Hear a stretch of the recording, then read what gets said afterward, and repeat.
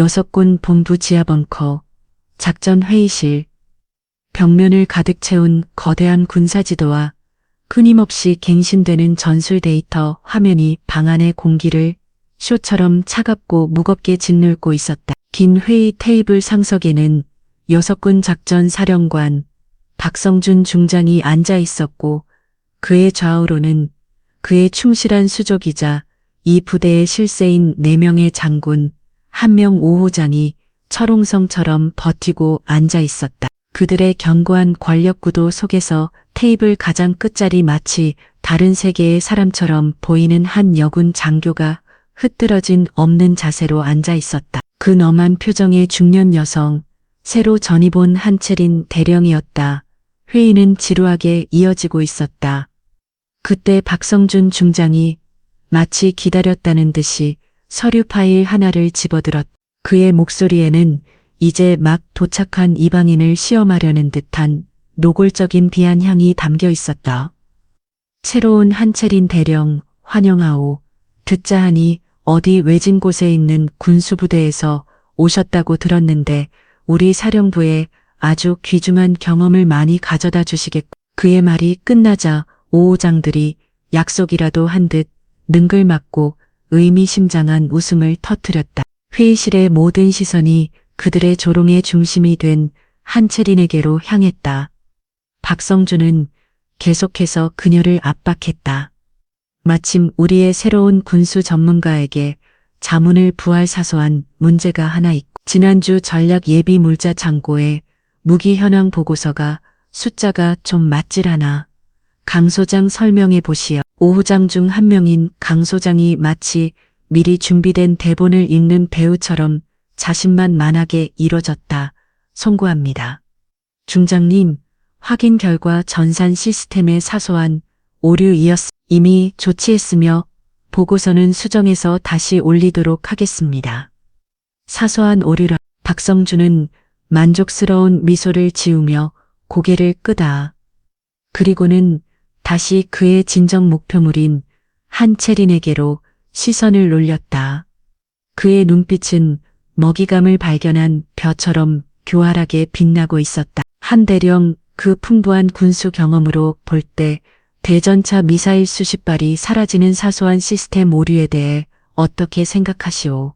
그것은 함정이었다. 긍정하든 부정하든 그녀는 그들의 견고한 왕국에 굴복하거나 혹은 도전하는 외통수에 몰린 것이었다.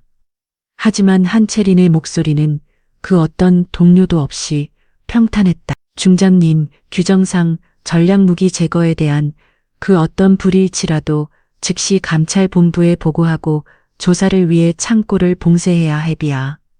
사소한 시스템 오류로 침부될 수 없는 중대한 사안입니다. 그 순간 회의실의 모든 소리가 멈췄다. 죽음과 같은 침묵이 흘렀다. 한채린은 방금 이 방 안의 모든 권력자들을 정면으로 거역한 것이었다.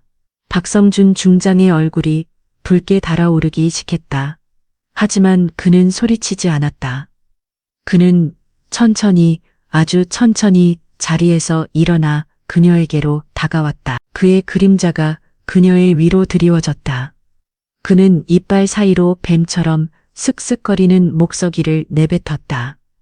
대령 외진 곳에서 경험만 가져온 게 아니라 무식함도 함께 가져온 모양이고. 그는 테이블 위에 있던 두꺼운 보고서 파일을 거칠게 집어들었다. 그리고는 모든 사람들이 보는 앞에서 그대로 한채린의 머리 위로 내리쳤다. 둔탁한 소리와 함께 그녀의 단정했던 머리카락에 헝클어지고 안경이 비뚤어졌다. 여기는 사령보다 당신 같은 무식한 행정 나부령이가 감찰관 흉면란에는 시장 바닥이 아니라고. 당신이 할 일은 박치치 시키는 대로 서명이나 하는 거야. 하지만 그 순간 그 회의실에 누구도 알지 못했. 그 보고서 파일이 방금 단 한 통의 전화로 자신들 모두의 군복을 벗겨버릴 수 있는 존재. 대통령 직속 국가 안보실 특별감감국장 암호 명그림자의 머리를 내리쳤다는 사실. 그리고 박성준 중장은 방금 자신의 손으로 자신과 그의 수족들 전체의 군 경력에 대한 사형 선고서에 직접 서명했다는 사실. 정확히 24시간 후 한채린 대령은 약속대로 박성준 중장의 집무실 문을 다시 두드렸다.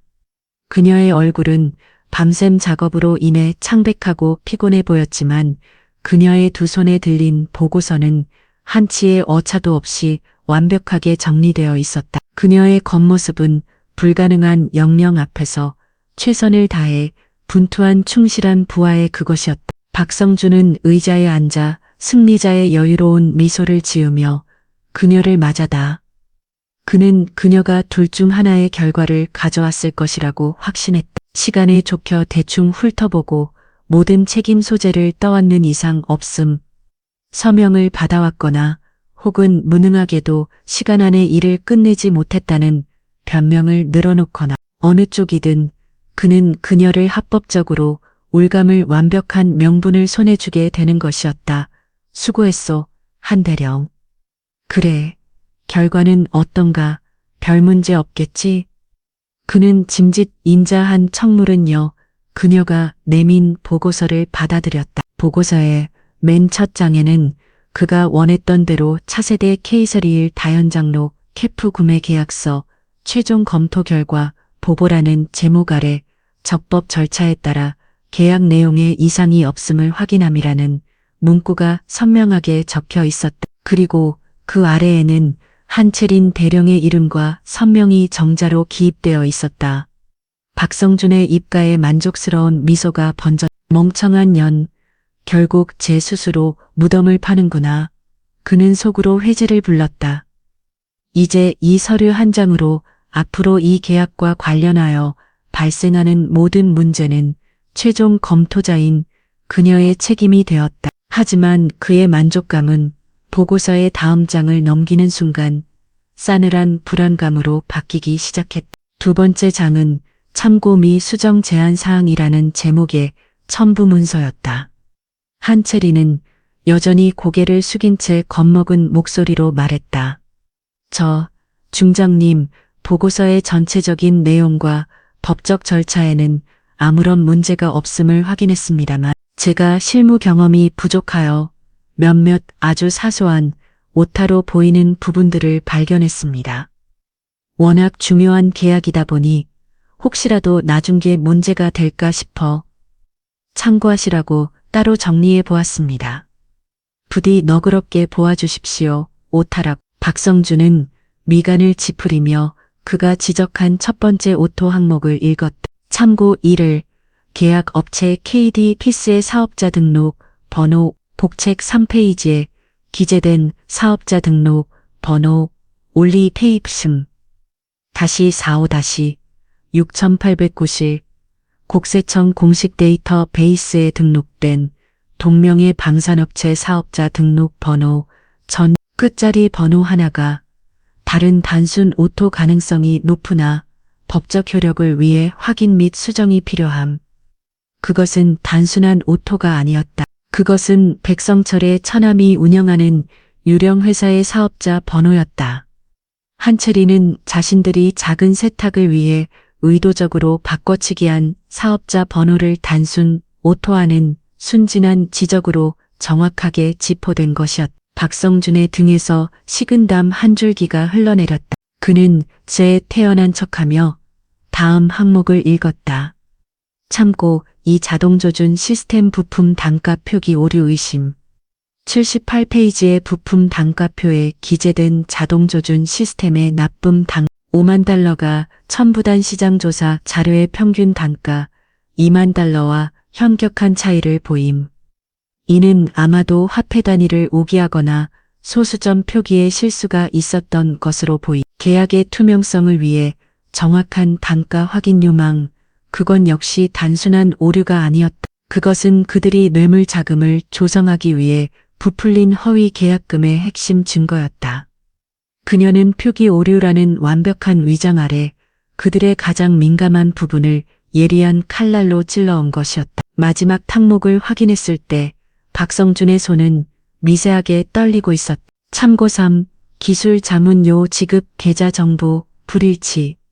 1952페이지에 명시된 기술 자문 요 지급 대상인 홍콩 소재 글로벌 테크 사이에 은행 계좌 전부가 해당 은행의 공식 스위프트 코드와 일치하지 않는 것으로 확인돼 이는 단순한 서류상 실수일 수 있으나 해외 송금 과정에서 심각한 문제를 이야기할 수 있으므로 재확인이 반드시 필요한 그 계좌는 바로 박성준 자신의 해외 비밀 계좌였다. 그는 순간 숨쉬는 것을 잊었다. 저 여자는 대체 어디까지 알고 있는 것인가? 그녀는 지금 실수와 오타를 지적하고 있는 것이 아니었다. 그녀는 그에게 나는 너희의 모든 것을 알고 있다. 나는 너희의 심장을 향하는 비수를 주고 있다는 소리 없는 경고를 보내고 있는 것이었다. 그녀는 완벽하게 그리고 아주 우아하게 그가 파놓은 함정에서 빠져나와 오히려 그의 목에 보이지 않는 바투를 걸어버린 것이었다. 아주 꼼꼼하고는 한대령 박성준은 간신히 목소리를 쥐었다. 그의 얼굴에서는 피기가 사라져 있었다. 이런 사소한 부분까지 신경 써주다니 아주 훌륭한 군인이야. 알겠네. 이 부분은 내가 직접 확인하고 수정하도록 하지. 수고했으니 오늘은 이만 들어가서 쉬도록. 그는 애써 태어난 척 그녀를 돌려보냈다. 한채리는 마지막까지 순종적인 부하의 모습을 연기하며 그의 집무실을 빠져나왔다. 문이 닫히는 순간 그녀는 자신의 심장이 미친 듯이 뛰고 있음을 느꼈다. 그것은 공포가 아닌 승리의 예감에서 오는 짜릿한 흥분이었다. 그녀가 사라진 직후 박성준은 책상 위에 있던 크리스탈 재터리를 집어들어 벽을 향해 집어던졌다. 그는 끓어오르는 분노를 참지 못하고 짐승처럼 포효했다. 그는 즉시 5호장 중 자신의 가장 충실한 신복이자 이번 계약의 실무를 담당했던 최 장군을 호출했다. 잠시 후 최 장군이 겁에 질린 얼굴로 집무실에 들어섰다. 박성준은 한채린이 제출한 보고서를 그의 얼굴에 집어던졌다. 이게 다 뭔가 최 장군. 고작 계집 하나 제대로 처리 못해서 이 사단을 만들어. 최 장군은 어리둥절한 표정으로 보고서를 집어들었다. 그리고 그 내용을 확인하는 순간 그의 얼굴 역시 하얗게 질려발았다. 이럴 수가 전 연이 어떻게 이걸 어떻게 알았냐고. 그게 지금 중요한 건 전 연이 우리를 떠보고 있다는 사실이야. 저건 단순한 실수가 아니야. 경고라고. 박성준은 방안을 초조하게 서성거리며 소리쳤다. 그의 머릿속은 복잡하게 얽혔다. 저 여자는 대체 누구인가? 단순한 시골 부대 출신의 재정 장교가 어떻게 이런 고급 정보들을 분석하고 자신들의 약점을 정확하게 집어낼 수 있단 말인가? 전현 보통 내기가 아니야. 뒤에 누가 있는 게 틀림없어. 감찰부 아니면 청와대 직속 라인일 수도 있어. 최 장군이 떨리는 목소리로 말했다. 누가이든 이제 상관없어. 박성준의 눈이 관기로 번뜩였다. 그는 결심했다. 더 이상 저 여자를 살려두어서는 안 된다. 그녀가 가진 증거들이 외부로 새어나가기 전에 그녀의 존재 자체를 이 세상에서 완벽하게 지워버려야만 했다. 방법이 있겠습니까? 본부 아니라 저희도 한 포로 움직일 수는 없습니다. 방법은 만들어야지. 박성준의 입가에 뱀처럼 차갑고 잔인한 미소가 떠올랐다. 전현이 흔들릴 만한 가장 약한 고리를 건드리는 거야. 전현에게 유일하게 운전을 베푼 놈이 있었지. 김민호 소령이라고. 그는 시가를 꺼내 물었다. 그의 눈에는 이제 막 시작될 더 잔인한 계획의 그림자가 어리고 있었다. 그놈에게 전현과 내통하여 부대 기밀을 유출했다는 죄를 뒤집어 씌워. 그리고 가장 멀고 험한 곳으로 날려버려 전현이 스스로 무너지게 만드는 거야. 자신이 내디딘한 걸음이 주변 사람들을 어떻게 불행하게 만드는지를 똑똑 깨닫게 해줘야지. 그의 첫 번째 경고는 이렇게 실패로 돌아갔다. 그리고 그 실패는 그를 더욱 잔인하고 무모한 괴물로 만들어버렸다. 그는 몰랐다. 자신이 지금 내디디려는 그 한 걸음이 바로 자신의 무덤을 받은 마지막 삽질이 될 것이라는 사실. 한채린이라는 그림자는 그의 예상보다 훨씬 더 깊고 어두운 곳에서 그의 모든 것을 지켜보고 있었다. 박성준 중장의 잔인한 복수는 그의 경고가 실패로 돌아간 바로 다음 날 신속하고 무자비하게 시작되었다. 그들의 칼날이 향한 복수는 한채린 대령이 아니었다. 그들은 더 교활하고 비겁한 방식을 택했다. 그녀를 직접 공격하는 대신 그녀의 주변에 있는 가장 약한 종세를 먼저 짓밟으로써 그녀에게 공포와 무력감을 심어주려 한 것이었다. 그들의 첫 번째 희생양은 며칠 전 새벽 한채린에게 따뜻한 커피 한 잔을 건넸던 유일한 온정의 소유자 김민호 소령이었다. 그날 아침 김민호 소령은 평소와 다름없이 자신의 사무실로 출근했다. 하지만 그를 맞이한 것은 싸늘하게 식어버린 동료들의 시선과 책상 위에 놓인 한 장의 봉투였다. 인사 명령서. 그는 불안한 마음으로 봉투를 뜯었다. 그리고 그 안의 내용을 확인하는 순간 그의 세상은 무너져 내렸다. 소령 김민호 군사 기밀보호법 위반 및 내부정보 유출 혐의로 금일부로 보직해임. 추가 조사가 완료될 때까지 강원도 최전방 GOP 부대 행정 장교로 전출을 명함. 보직해임. 그리고 최전방 GOP 행정 장교. 그것은 사실상의 좌천이자 군인으로서의 명예로운 죽음을 의미하는 사형 선고나 다름없었다. 전투병과 출신인 그에게 후방의 후방인 GOP 행정 장교는 아무런 역할도 주어지지 않는 투명인간 같은 자리였다. 그의 모든 진급길은 막혔고 그의 군 경력은 이대로 끝장난 것이었다. 이게 무슨 말도 안 돼. 그는 자신의 눈을 의심했다. 군사 기밀 유출이라는. 그는 평생을 군인으로서의 명예를 지키며 살아왔다. 그는 단 한 번도 군의 규의를 어긴 적이 없었다. 그는 억울함을 호소하기 위해 곧바로 감찰실로 달려갔다. 하지만 그를 맞이한 것은 5호 장중 한 명이자 감찰실 경인 최 장군의 차가운 비웃음뿐이었다. 최 장군은 그에게 몇 장의 사진을 던졌다. 사진 속에는 며칠 전 새벽 김민호 소령이 한채린 대령의 사무실에 들어갔다가 나오는 장면이 여러 각도에서 선명하게 찍혀 있었다. 김소령, 자네 할 말 있나? 한채린 대령은 현재 우리 군의 주요 기밀 사업에 대한 접근 권한이 없는 인물이야. 그런데 자네는 심야 시간에 보안 규정을 어기고 그녀의 사무실에 무단으로 출입했어. 그리고 그날 이후 우리가 극비리에 추진하던 K-31 사업 계획의 일부가 외부로 유출된 정황이 포착됐다. 이걸 어떻게 설명할 거지? 그것은 완벽하게 조작된 함정이었다. 커피 한 잔의 운전. 그것이 이제는 그의 목을 조여오는 차가운 덫이 되어 돌아온 것이었다.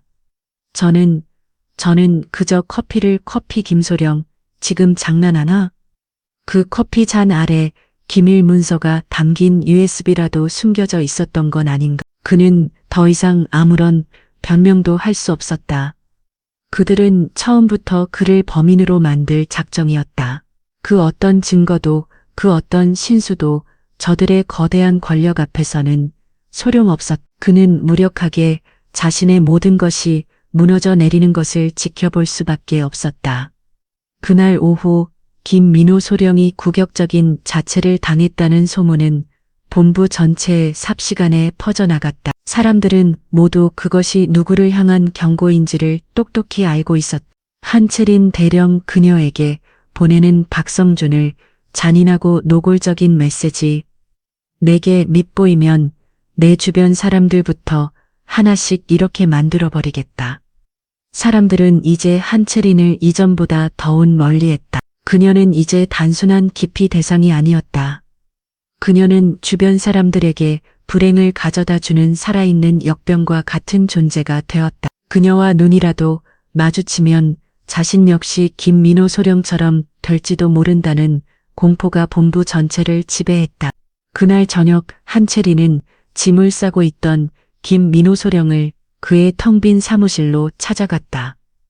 그녀의 얼굴에는 깊은 미안함과 분노가 서려 있었다. 미안합니다, 김소령. 나 때문에 이런 일을 당하게 해서. 김민호는 묵묵히 자신의 짐을 싸고 있었다. 그의 얼굴에는 모든 것을 잃은 사람의 깊은 절망과 체념이 담겨 있었다. 그녀는 한채린을 쳐다보지도 않은 채 힘없는 목소리로 말했다. 대령님의 잘못이 아닙니다. 제가 어리석었을 뿐입니다. 그녀는 잠시 일손을 멈추고 창밖에 어두워져가는 하늘을 바라보았다. 저는 평생 군인으로서 정의를 지키면 언젠가는 인정받을 수 있을 거라고 믿었습니다. 하지만 틀렸습니다. 이 거대한 성벽 앞에서 정의나 양심 같은 것들은 아무런 힘도 없었습니다. 계란으로 바위치기 그 이상도 이하도 아니었습니다. 그의 목소리가 절망으로 떨리고 있었다. 그는 마침내 고개를 돌려 한채린을 바라보았다. 그의 눈에는 눈물 대신 간절한 애원이 담겨 있었다. 대령님, 이제 그만 멈추십시오. 그들을 이길 수 없습니다. 절대로 저들은 인간이 아닙니다. 자신들의 왕국을 지키기 위해서라면 무슨 짓이든 할 수 있는 괴물들입니다. 저처럼 모든 것을 잃기 전에 제발 그만두십시오. 절경님께서는 저와는 다르지 않습니까? 그의 마지막 말은 그녀의 안위를 걱정하는 진심을 이은 충고였다. 하지만 그 충고의 이면에는 이 싸움의 승자는 이미 정해져 있다는 패배자의 깊은 무력감이 깔려 있었다. 한채린은 그의 말을 아무 말 없이 끝까지 들었다. 그녀는 그의 절망을, 그의 무력감을 아플 정도로 깊이 이해할 수 있었다. 하지만 그녀는 그에게 진실을 말해줄 수 없었다. 자신의 진짜 신분을, 그리고 이 모든 것의 끝에 무엇이 기다리고 있는지를 그녀는 그의 앞으로 다가갔다.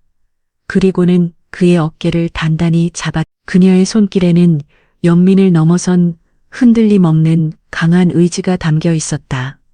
그녀는 그의 눈을 똑바로 쳐다보며 나지막하지만 그 어떤 약속보다도 더 무거운 목소리로 알 수 없는 한마디를 던졌다. 김소령, 나를 믿으시오. 그녀는 더 이상 아무 말도 하지 않았다. 그녀는 그 한마디만을 남긴 채 그의 사무실을 빠져나왔다. 김민호는 그녀의 마지막 말의 의미를 이해할 수 없었다. 하지만 이상하게도 그녀의 그 흔들림 없는 눈빛과 목소리는 그의 텅 비어버린 마음속에 아주 작지만 꺼지지 않는 희미한 불씨 하나를 남겨놓았다. 사무실로 돌아온 한채린의 얼굴은 이전과는 비교할 수 없을 정도로 차갑게 굳어 있었다. 김민호 소령의 절망어언 눈빛은 그녀의 마지막 남은 일말의 동정심마저 모두 불태워버렸다. 이제 남은 것은 오직 적들을 향한 차가운 분노와 그들을 남김없이 선별하겠다는 무자비한 결의뿐이었다. 그녀는 더 이상 증거 수집이라는 이름에 속극적으로 움직이지 않기로 결심했다. 박성준이 전쟁을 원한다면 기꺼이 전쟁에 응해주기로, 그가 비열한 방식으로 나온다면 자신은 더 압도적이고 파괴적인 방식으로 그들의 모든 것을 무너뜨려버리기로 그녀는 자신의 비밀 통신 전치를 꺼내들었다. 그리고는 자신의 아버지 강민혁 합참 의장에게 짧은 메시지를 보냈다. 사냥 계획 비안으로 변경, 목표물들이 예상보다 더 빠르고 격렬하게 저항하고 있어. 무대를 조금 더 앞당겨야 할 것 같음. 아버지의 도움이 필요함. 그녀는 이제 이 지긋지긋한 체스 게임의 판 자체를 직접 뒤엎어버릴 생각이었다. 그녀의 반격은 이제부터 시작이었다. 그리고 그 반격의 첫 번째 무대는 며칠 후 열릴 그들만의 화려한 파티가 절터였다. 그녀는 그 파티를 그들의 무덤으로 만들어줄 생각이었다. 김민호 소령이 최전방으로 좌천된 지 일주일 후 육군 본부 장교회관에서는 박성준 중장의 비공식적인 생일 축하 파티가 열리고 있었다. 공식적인 행사는 아니었지만 본부 내 모든 주요 간부들이 그의 눈에 들기 위해 자발적으로 참석하는 사실상의 충성 맹세와도 같은 자리였다. 그 자리에 참석하는 것은 선택이 아닌 의무였다. 한채린 대령 역시 참석을 강요받았다. 그녀는 파티에 가고 싶지 않았지만 여기서 불참하는 것은 그들의 표적이 되는 것을 두려워하여 도망친다는 의미로 비칠 수 있었다. 그녀는 피하지 않기로 결심했다. 오히려 그녀는 이 파티를 적들의 심장부에서 그들의 민낯을 마지막으로 확인할 수 있는 절호의 기회로 삼기로 했다. 그녀의 군복 단추에는 이전보다 훨씬 더 고성능의 초소형 카메라와 녹음기가 장착되어 있었다. 그녀는 더 이상 증거 수집이라는 이른말에 소극적으로 움직이지 않기로 결심했다. 박성준이 전쟁을 원한다면 기꺼이 전쟁에 응해주기로, 그가 비열한 방식으로 나온다면 자신은 더 압도적이고 파괴적인 방식으로 그들의 모든 것을 무너뜨려 버리기로 그녀는 자신의 비밀 통신 장치를 꺼내들었다. 그리고는 자신의 아버지 강민혁 합참 의장에게 짧은 메시지를 보냈다.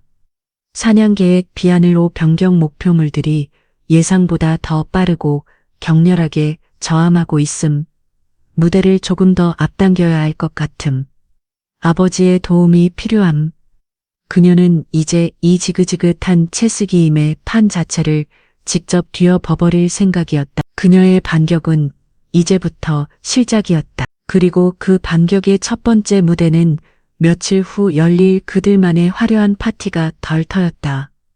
그녀는 그 파티를 그들의 무덤으로 만들어줄 생각이었다. 김민호 소령이 최전방으로 좌천된 지 일주일 후 육군본부 장교회관에서는 박성준 성장의 비공식적인 생일 축하 파티가 열리고 있었다. 공식적인 행사는 아니었지만 본부 내 모든 주요 간부들이 그의 눈에 들기 위해 자발적으로 참석하는 사실상의 충성 맹세와도 같은 자리였다. 그 자리에 참석하는 것은 선택이 아닌 의무였다. 한채린 대령 역시 참석을 강요받았다. 그녀는 파티에 가고 싶지 않았지만 여기서 불참하는 것은 그들의 표적이 되는 것을 두려워하여 도망친다는 의미로 비칠 수 있었다. 그녀는 피하지 않기로 결심했다. 오히려 그녀는 이 파티를 적들의 심장부에서 그들의 민낯을 마지막으로 화민할 수 있는 절호의 기회로 삼기로 했다. 그녀의 군복 단추에는 이전보다 훨씬 더 고성능의 초소형 카메라와 녹음기가 장착되어 있었다. 장교회관은 화려했지만 그 안의 공기는 역겨울 정도로 값비싼 양준 냄새와 권력에 대한 탐욕, 그리고 서로를 향한 가식적인 아첨이 뒤섞여 숨막히는 분위기를 만들어내고 있었다. 파티의 주인공인 박성준 중장은 마치 왕조에 앉은 황제처럼 자신의 충실한 오후장들에게 둘러싸여 사람들의 인사를 받고 있었다. 한재리는 최대한 눈에 뜨지 않으려 뷔페 테이블 가장 구석에서 샴페인 잔만 만지작거리고 있었다. 하지만 그녀의 바람과는 달리 그녀는 처음부터 이 파티의 또 다른 주인공으로 내정되어 있었다. 김민호 소령을 짓밟은 것으로도 분이 풀리지 않았던 오후장들은 오늘 이 자리에서 한재리는을 공개적으로 망신시켜 그녀의 길을 완전히 꺾어놓을 작정이었다.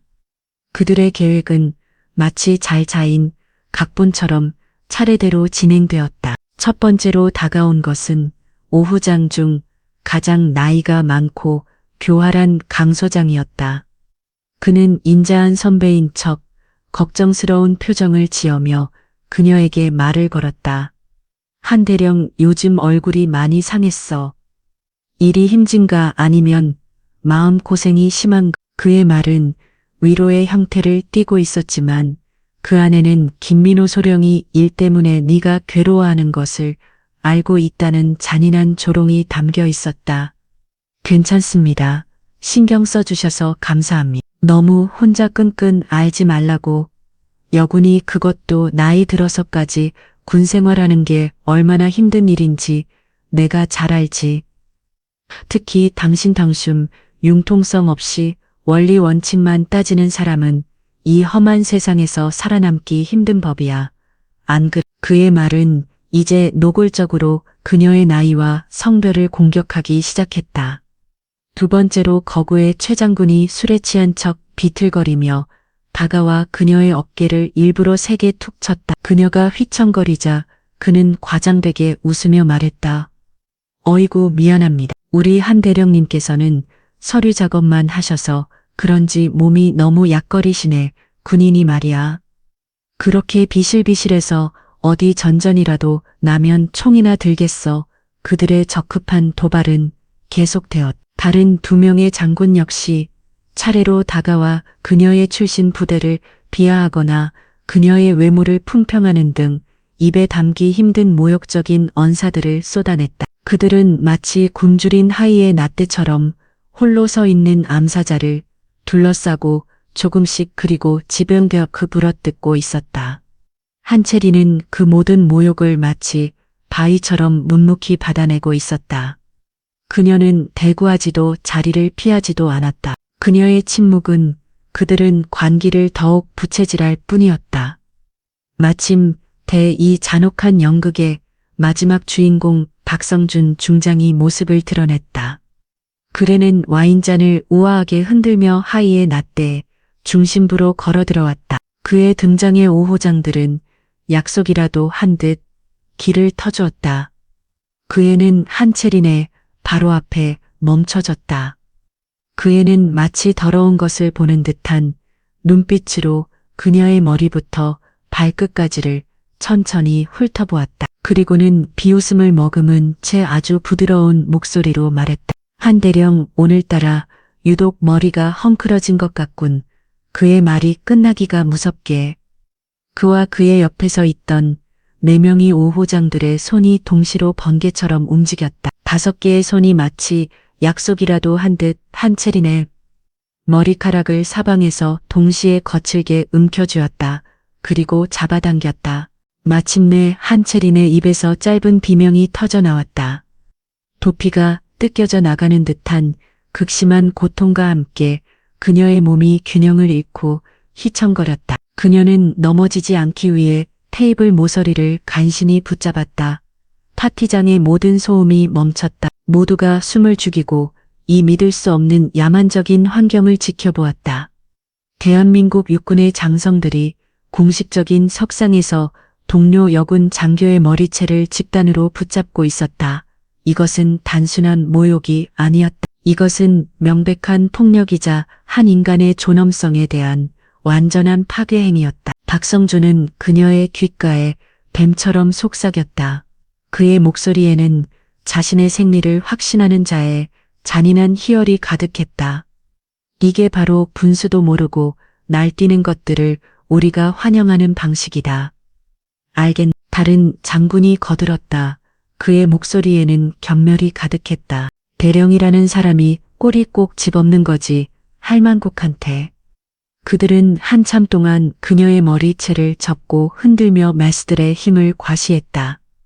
그리고는 마치 더러운 것을 만졌다는 듯이 동시에 손을 놓았다. 한채리는 휘청거리며 간신히 몸을 가누었다. 그녀의 머리는 산발이 되었고 군복은 흩떨어져 있었다. 그 모습은 분명 그들이 원했던 대로 처참하고 굴욕적이었다. 하지만 그녀는 울지 않았다.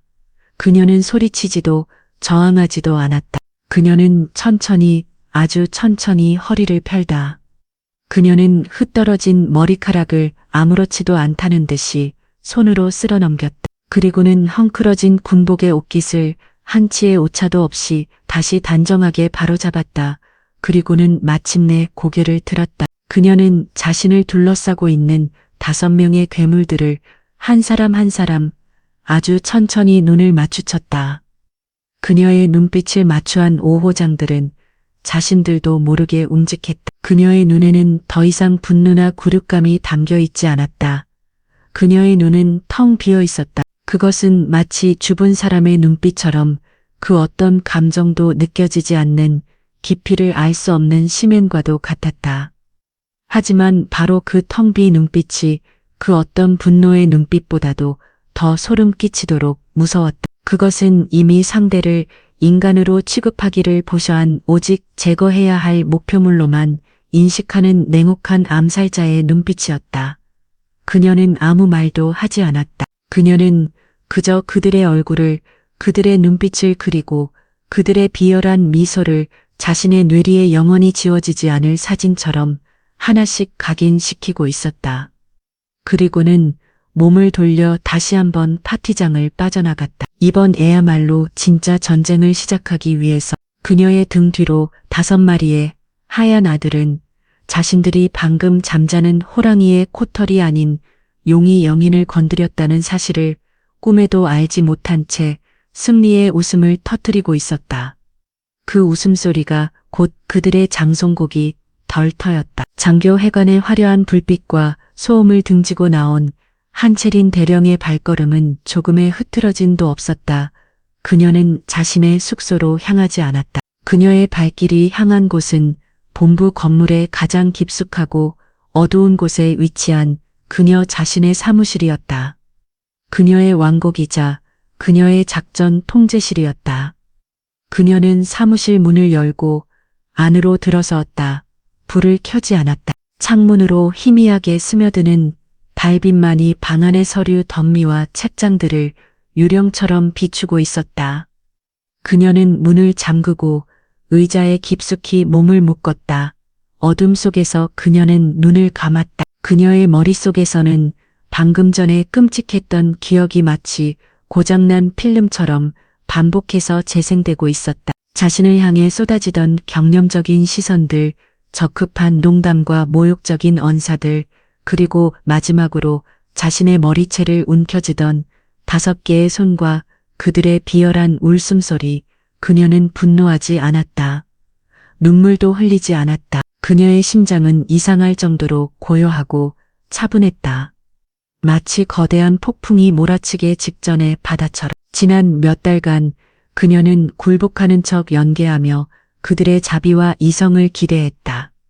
그녀는 군 조직 내부의 자정 능력을 믿고 최소한의 희생으로 이 모든 것을 바로잡을 수 있으리라는 희미한 희망을 품고 있었다. 하지만 오늘 밤 그 마지막 희망마저 산산조각 났다. 그들은 인견이 아니었다. 그들은 굴복을 입은 괴물이었고 자신 비의 왕국을 지키기 위해서 라면 그 어떤 악행도 서슴지 않는 악마들이었다. 괴물을 상대하기 위해서는 똑같이 괴물이 되는 수밖에 없었다. 아니, 그들을 뛰어넘는 더 압도적이고 무자비한 괴물이 되어야만 했다. 그녀는 더 이상 육군 대령 한채린으로서 행동하지 않기로 결심했다.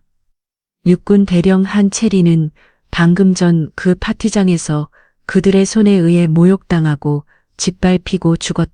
이제 남은 것은 대한민국의 가장 어두운 그림자 속에서 대통령의 칼이 되어 적의 심장을 겨누는 존재, 암호명 그림자뿐이었다. 그녀는 눈을 떴다. 그녀의 눈은 더 이상 인간의 눈이 아니었다. 그 안에는 모든 감정이 소거되고 오직 목표물을 향한 차갑고 냉철한 사례만이 남아 어둠 속에서 푸른 빛을 내며 이글거리고 있었다. 그녀는 책상 서랍 가장 깊숙한 곳에 손을 넣었다. 그리고는 그 안에 숨겨져 있던 평범한 서류 파일 하나를 꺼내들었다. 그녀가 파일의 특정 부분을 누르자 파일의 밑면이 소리 없이 열리며 그 안에 숨겨져 있던 진짜 무기가 모습을 드러냈다. 그것은 손바닥만한 크기의 검은색 특수합금으로 만들어진 위성 전화기였다. 국군 방첩사령부에서 조차 극소수의 최상의 요원들에게만 지급되는 현존하는 그 어떤 기술로도 거청이나 추적이 불가능한 완벽한 보안 통신 장비. 이것이 바로 그녀가 그림자로서 임무를 수행할 때 유일하게 사용하는 생명선이자 지휘 통신망이었다. 그녀는 망설이지 않아. 그녀는 전화기를 열고 단 하나의 단축 번호를 길게 눌렀다. 신호음은 들리지 않았다. 대신 아주 짧은 암호화 연결음이 들린 후 곧바로 수학인 어머에서 어떤 상황에서도 흔들리지 않는 차분하고 권위 있는 남성의 목소리가 들려왔다. 그 목소리의 주인은 국방부 장관도 합참의 이장도 아니었다. 그는 군통수 계통을 넘어선 대한민국 권력의 정점에 있는 단 한 사람 대통령을 보조하는 국가안보실장이었다. 말씀하십시오. 그림자. 한채린의 입이 마침내 아주 느리고 그리고 아주 무겁게 열렸다. 그녀의 목소리는 얼음 조각처럼 차갑고 날카로웠다. 그림자 보고 갑니다. 그녀는 잠시 숨을 골랐다. 그리고는 이 길고 길었던 위장 자립 작전의 종류를 그리고 거대한 숙청의 시작을 알리는 마지막 한마디를 내뱉었다. 청소 계획 2단계. 지금 즉시 발동합니다. 수학인 어머 아모 실장의 목소리에는 조금의 놀람이나 당황도 섞여 있지 않았다. 그는 마치 이 순간을 오랫동안 기다려왔다는 듯이 차분하게 대답했다. 알겠습니다. 모든 준비는 끝났습니다. 그는 잠시 말을 멈추고 이 잔혹한 연극의 마지막 무대를 그녀에게 확인시켜 주었다. 그날은 당신의 무대가 될 겁니다. 감사합니다. 통화는 그것으로 끝이었다. 한채리는 전화기를 닫고 다시 원래의 자리에 숨겼다. 이제 모든 것은 끝났다. 주사위는 던져졌고 거대한 심판의 톱니바퀴는 돌이킬 수 없이 돌아가기 시작했다. 그녀는 의자에 기댄 채 창밖에 어두운 하늘을 올려다보았다. 저 멀리 아직도 장교회관에서는 그들의 더럽고 추악한 파티가 계속되고 있을 터였다. 그들은 지금 자신들의 머리 위로 어떤 거대한 폭풍이 몰려오고 있는지를 꿈에도 알지 못한 채 승리의 술잔을 부딪히고 있을 터였다. 한채리는 입가에 아주 희미한 그리고 지독하게 선을 한 미소가 떠올랐다. 마음껏 즐겨 돌아 벌레들아. 너희들의 그 화려한 파티는 이제 곧 너희들 모두를 위한 거대한 장례식이 될 테니 제1막에 막이 내렸다. 이제 관객들이 기다리는 것은 모든 것을 쓸어버릴 거대한 피 가타르시스 뿐이었다. 박성준의 대장 진급식이 열리기 불과 며칠 전 강남의 한 최고급 룸살롱 가장 깊숙하고 은밀한 것에 위치한 VIP 룸에서는 그들만의 조촐하지만 오만한 사전 축하 파티가 열리고 있었다. 방 안에는 값비싼 양주와 시간 냄새 그리고 권력의 정점에 오른 자들의 천박한 웃음소리가 가득했다. 방의 주인은 물론 곧 별 4개를 달게 될 박성준이었고 그의 곁에는 그의 총실한 우어장들이 그림자처럼 둘러 앉아 있었다. 그들은 이미 승리감에 완전히 도취되어 있었다. 축하드립니다. 각각 이제 정말 육군을 넘어 이 나라 국방 전체를 호령하실 날이 머지 않았습니다. 우호장의 막내인 이주장이 아첨이 가득 담긴 목소리로 술잔을 채우며 말했다. 그는 이미 박성준을 중장이 아닌 대장 각하라고 부르고 있었다. 박성준은 만족스러운 미소를 지으며 술잔을 받았다.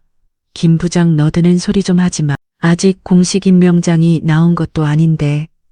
그리는 입으로는 겸손한 척했지만 그의 얼굴에는 세상을 다 가진 듯한 오만함이 숨겨지지 않았다. 그리는 자신의 승리가 완벽하다고 믿었다. 가장 큰 골칫거리였던 한채린이라는 가수는 며칠 전 팔티에서의 공개적인 모욕을 통해 완벽하게 제거했다고 생각했다. 실제로 그날 이후 그녀는 마치 유령처럼 그들의 눈앞에서 완전히 자취를 감추었다. 그녀는 병가를 내고 부대에 출근하지도 않았고 그 어떤 저항의 움직임도 보이지 않았다. 그들에게 그것은 그녀가 완전히 굴복하고 무너져 내렸다는 완벽한 증거였다. 그러저나 그 할망구는 어떻게 됐어? 그의 장군이 안주를 집어먹으며 아무렇지도 않게 물었다. 그 할망구는 물론 한채린을 지칭하는 말이었다. 어떻게 되길려 쥐구멍에라도 숨고 싶지 않겠습니까? 강 소장이 깁길거리면 대답했다. 그날 파티장에서 수백 명이 보는 앞에서 머리채를 잡히고 그런 굴욕을 당했는데 제정신으로 군생활 계속할 수 있겠습니까? 아마 지금쯤 남편하고 자식들 몰락도 없어서 방구석에 접합혀 입을 뒤집었고 엉엉 울고 있을 겁니다. 여자들이란 다 그러죠 뭐. 자존심 한번 꺾이면 그걸로 끝입니다. 그들의 대화에는 한 인간의 존엄성을 무참히 짓밟았다는 죄책감 따위는 단 1g도 섞여 있지 않았다. 오히려 그들은 자신들의 승리를 확인하며 희생양을 조롱하는 것을 즐기고 있었다. 박성준은 시간을 깊게 받아들인 후 연기를 품어내며 말했다. 그녀는 처음부터 우리 상대가 안 됐어. 감히 누굴 상대로 덤벼들어. 이 박성준이야. 이 나라 유군의 실세라고 시골촌 구석에서 서류 나부렁이나 만지던 년이 감히 내 왕국에 흔집을 낼 수 있을 거라고 생각했나 보지. 어리석은 연 그래도 처음에는 기세가 제법 대단하지 않았습니까? 무슨 법조항을 울퍼대면서 꼭 자기가 뭐라도 되는 것처럼 그렸죠. 그거야 말로 세상 물정 모르는 범생이들의 한계지. 박성준이 비웃었다. 책상머리에 앉아서 배운 법과 규정으로 이 험한 세상이 돌아가는 줄 아는 멍청한 것. 진짜 세상은 법 위에 있는 힘과 인맥으로 돌아가는 거라고. 그녀는 이번에 아주 비싼 수업료를 내고 그 진리를 깨달았을 텐데 그들은 한 새 동안 한 체린을 조롱하고 비웃으며 자신들의 승리를 자축했다. 그리고 술이 거나하게 취하자 그들의 대화는 자연스럽게 앞으로 자신들이 만들어 나갈 더 거대하고 탐욕스러운 미래에 대한 계획으로 넘어갔다. 그들은 자신들의 대화가 한 체린이 설치해 눈 귀에 의해 하나도 빠짐없이 기록되고 있다는 사실을 꿈에도 알지 못한 채 자신들의 모든 계획을 술술 불어넣기 시작했다. 이제 각각에서 대장이 되시면 우리 세상이 열리는 겁니다. 이 주장이 흥분된 목소리로 말했다. 가장 먼저 지금 국방부에서 추진 중인 국방개혁 2032의 핵심인 군수 시스템 통합 사업을 우리가 가져와야 합니다. 수십조 원이 걸린 사업입니다. K3공의 사업과는 비교도 안 되죠. 걱정 마라. 박성준이 자신만만하게 말했다. 차기 국방부 장관 후보로 거론되는 정치인 양반들. 내가 지난 몇 년간 얼마나 공들여 관리해왔는데 그 양반들 약점 내가 다 손에 쥐고 있어. 내가 밀어주면 그 양반은 장관이 되는 거고 그럼 그 사업은 자연스럽게 우리 손에 들어오는 거지. 그럼 지금 방첩사령부에서 우리를 주시하고 있는 건 어떻게 합니까? 이지연 그 독사 같은 년이 호시탐탐 우리 뒤를 켜고 있습니다. 최 장군이 걱정스럽게 물었다. 박성준이 코숨을 쳤다. 이지연 그 여자도 남편만 믿고 까부는 거지. 별거 아니야. 그 여의 남편 강민혁 합참의장 그 양반도 곧 저녁이야. 힘 빠진 호랑이는 이빨 빠진 개나 마찬가지라고. 그리고 내가 대장이 되면 방첩사령부 따위 얼마든지 내 입마대로 주무를 수 있어. 내 사람을 그 자리에 앉히면 그만이야. 그의 말은 거침이 없었. 그는 자신이 이미 이 나라 군 전체를 자신의 손아귀에 넣은 것처럼 행동하고 있었다. 그의 탐욕과 오만함은 하늘을 찌르고 있었.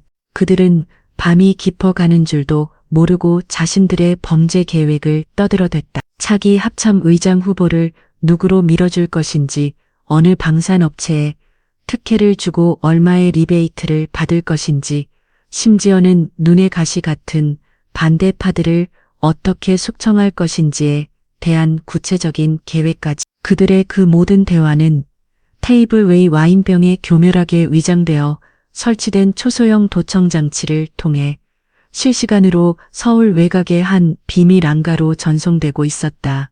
그 안가에는 한 체린이 있었다. 그녀는 병가를 낸 것이 아니었다. 그녀는 그날의 구역 이후 외부와의 모든 접촉을 끊고 이곳에서 마지막 작전을 준비하고 있었던 것이다. 그녀의 앞에는 수십 개의 모니터가 국방부야. 모든 통신망과 CCTV, 그리고 그녀가 심어놓은 모든 도청 장치에서 보내오는 정보들을 쉴 수 없이 띄우고 있었다. 그녀는 잠을 자지도 쉬지도 않았다. 그녀는 오직 적들의 목에 마지막 올가미를 씌울 결정적인 증거를 수집하는 데에만 몰두하고 있었다. 그녀는 헤드셋을 긴 채의 룸살롱에서 벌어지고 있는 그들의 추악한 대화를 아무런 표정 변화 없이 듣고 있었다. 그녀의 눈에는 더 이상 분노가 아닌 차가운 격렬한 이 담겨 있었다. 그들은 스스로 자신들의 무덤을 파고 그 안에 들어갈 관까지 짜고 있는 샷이었다. 모든 녹취가 끝난 후 그녀는 헤드셋을 벗었다. 그리고는 옆에 있던 청와대 국방부실에서 파견된 젊은 요원에게 말했다. 모든 증거는 확보됐습니다. 이제 무대를 준비해 주십시오. 요원은 말없이 고개를 끄다. 한채리는 창밖의 어두운 도시를 내려다보았다. 저 도시의 어딘가에서 저 괴물들은 여전히 자신들의 승리를 자축하며 더러운 술잔을 부딪히고 있을 터였다. 마음껏 즐겨둬라. 너희들의 마지막 파티가 될 테니. 그녀의 입가에 처음으로 아주 희미한 미소가 떠올랐다. 그것은 사냥을 마친 사냥꾼의 차갑고 만족스러운 미소였다. 폭풍의 시간은 이제 정말 얼마 남지 않았다. 운명의 날이 밝았다. 대한민국 국방부 대강강은 군의 새로운 역사가 시작되는 순간을 기념하기 위해 그 어느 때보다도 장엄하고 화려하게 빛나고 있었다. 단상 중앙에는 대통령을 상징하는 봉황 문양이 금빛으로 빛나고 있었고 그 아래로는 국방부 장관을 비롯한 군수내부와 각계가 층의 주요 인사들이 빈틈없이 자리를 메우고 있었다. 수십 대의 방송 카메라들은 오늘 탄생할 새로운 사성 장군의 모습을 담기 위해 최고의 명당을 차지하고 치열한 경경을 벌이고 있었다.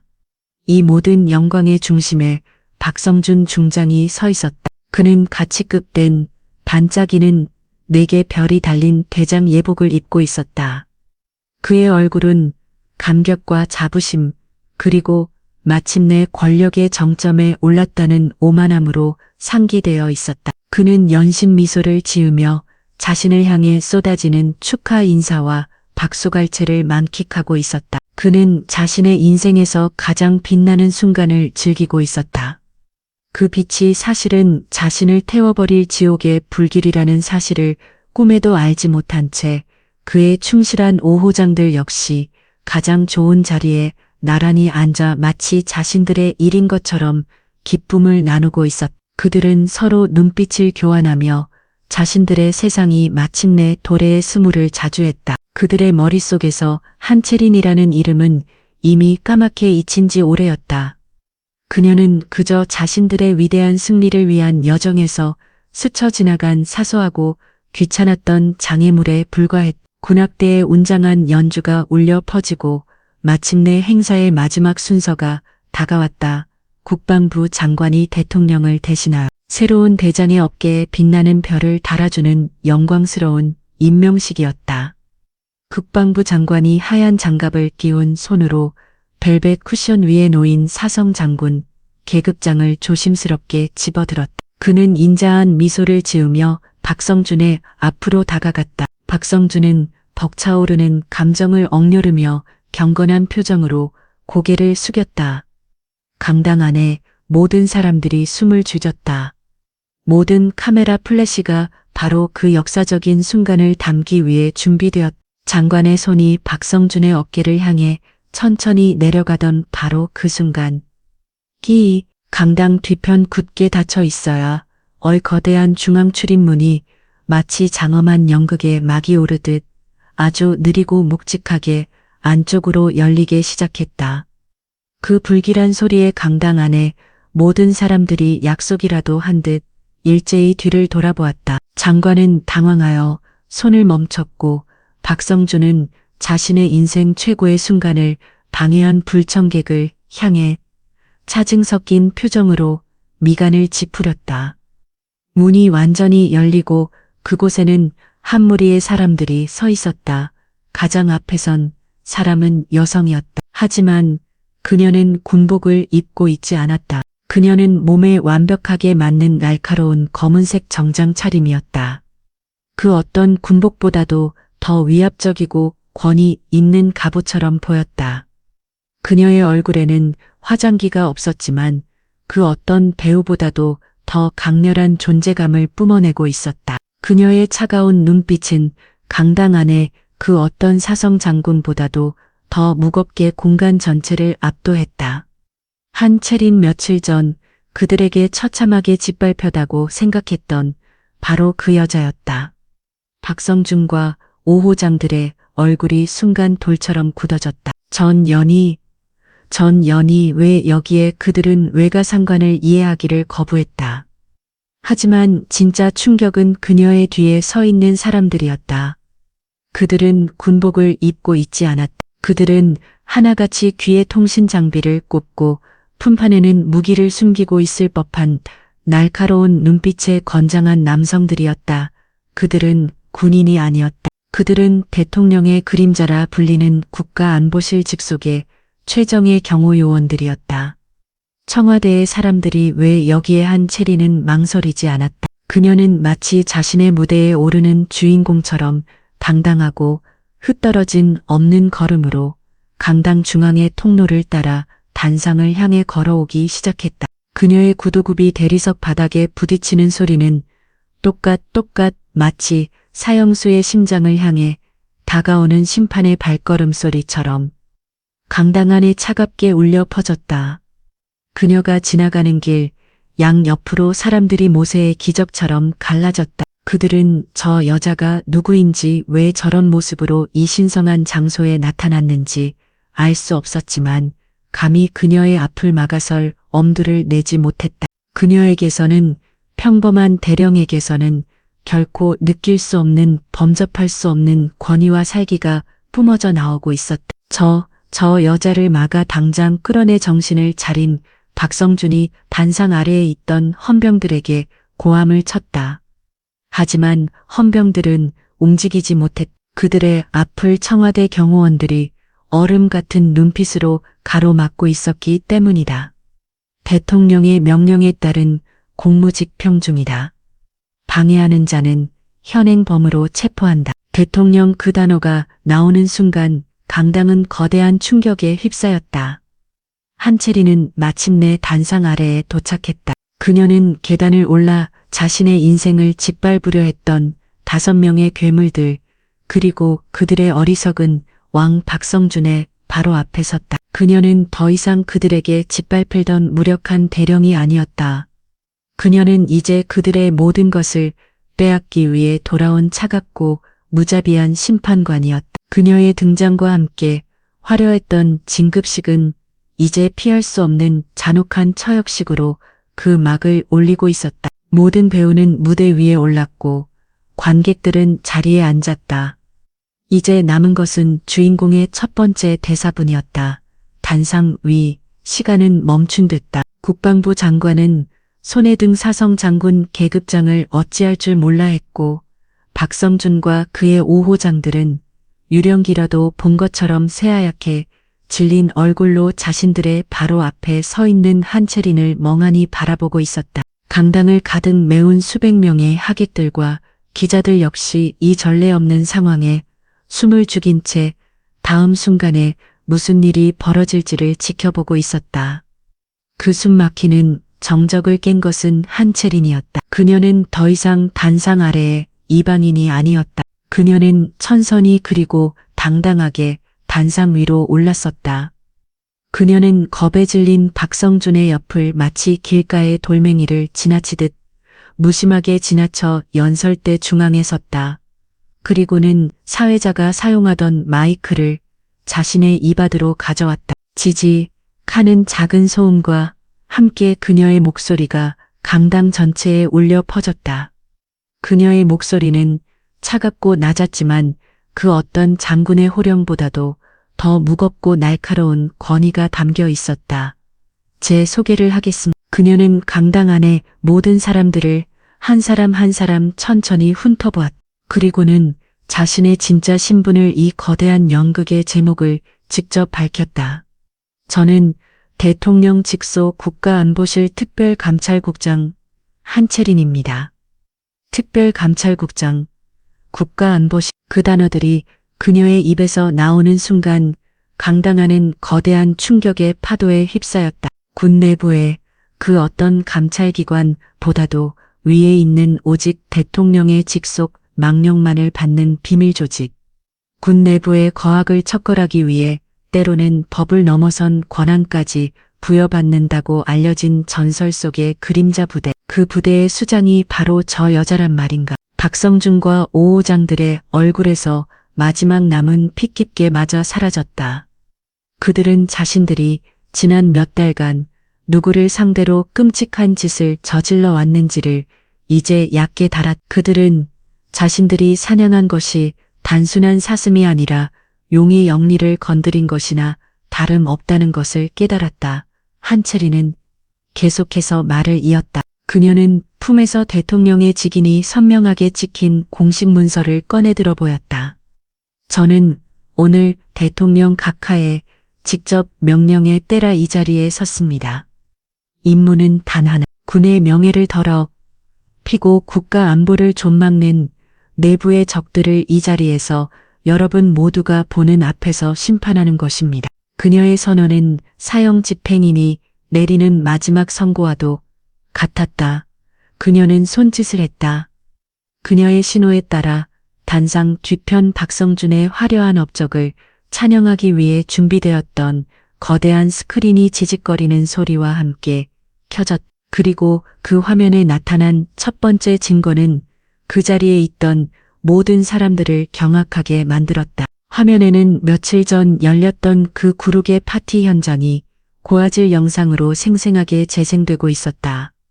한채린의 군복 단추에 숨겨진 초소형 카메라가 촬영한 바로 그 영상이었다. 영상 속에서 오호장들은 한채린을 둘러싸고 온갖 적급하고 모욕적인 언사들을 쏟아내고 있었다.